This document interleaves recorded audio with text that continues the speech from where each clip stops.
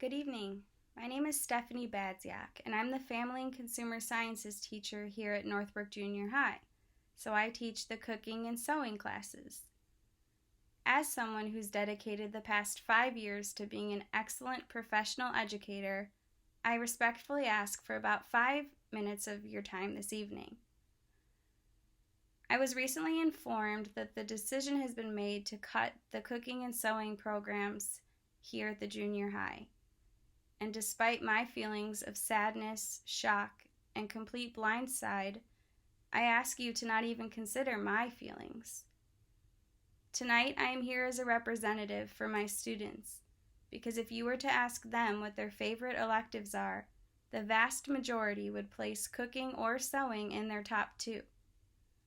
Tonight, I speak on behalf of that vast majority. Math, social studies, science, and language arts are thrilling to a lot of students. They're excited about the content they're learning, and they look forward to attending those classes. But what about those students whose passions lie on the more creative end of the spectrum? Those students who feel so alive when they're in the kitchen and preparing recipes, or when they're using a sewing machine to create their very own works of art. Projects that they're going to keep forever and forever feel proud of that they made it. Not every student is capable of excelling in core academics, and those who really struggle deserve an equal opportunity to excel in subjects that they feel passionate about. The cooking and sewing classes are an outlet for so many kids. Every day, my students are building up their self-esteem, feeling successful and accomplished, discovering a sense of purpose and confidence within themselves. Students are applying the mathematics skills they've learned in math to real-life scenarios, using fractions to double a recipe, measuring, sequencing, dividing, problem-solving. They're expanding their literacy skills via new vocabulary, reading and interpreting sewing patterns, food labels, and ingredient lists. Most parents, administration, and perhaps even colleagues are not fully aware of the extensive knowledge acquired in these FACS classes.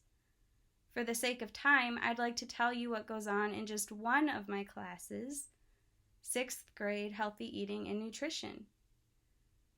One recipe students prepare is a breakfast burrito. They learn how to scramble the eggs and cook them until they are set, not wet. They utilize knife safety skills to slice the tomato and the scallions. They practice stove safety as they brown the turkey sausage and discover precisely why turkey sausage is a healthier option versus pork sausage, and what makes a whole grain tortilla more nutritious than a flour one. By taking away this class, our students will instead have to resort to filling water up to the line of an Easy Mac, popping it in the microwave, and stirring in that bright orange processed cheese powder. They will not know how to mend a small hole in their favorite pair of jeans or how to properly iron the shirt that they plan on wearing to their very first job interview. We live in a world of high-tech, low-touch, and it is a breath of fresh air for my kids when they come into my classroom and are encouraged to put down their pencils and close their iPads, giving them the chance to have meaningful face-to-face conversations. They get to use the right side of their brains that, at this age especially, are just bursting with creativity, innovation, and emotion. I believe in shaping the whole child, helping kids blossom into self-sufficient, well-rounded individuals, and FACS classes allow students to hone in on really valuable life skills. I do not exaggerate the joy that cooking and sewing brings these kids. Abolishing this important hands-on learning is an injustice to our students.